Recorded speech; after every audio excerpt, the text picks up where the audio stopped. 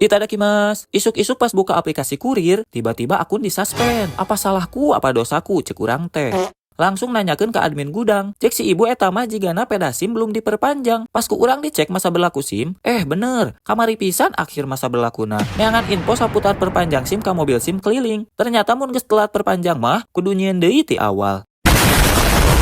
Edan. Matakan ieu OTW Satpas Bandung di Jalan Jawa Kecamatan Sumur Bandung. Ek nyieun manual urang mah moal nembak. Soalna gebetan lain. Ek naon ditembak.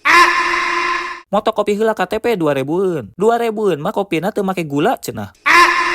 Memeh asup ka jero, cenah kudu tes kesehatan jeung psikologi heula. Cek urang teh nu gelo mah moal nyieun SIM meureun, meuni kudu aya tes psikologi sagala.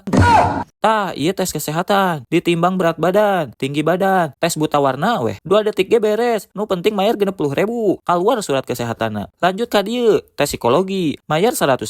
Soalna jiga kieu, budak TKG bisaeun. Beres. Lulus. Ieu mah kahitung cepet, teu ngantri. Da soalna cek tukang parkir ge, ngantri mah engke. Lamun beres jadwal razia, geus sakitu mayarna cenah. Ke moal aya bayar deui sampai SIM kaluar. Ke di akhir paling aya biaya cetak SIM cenah, 100.000.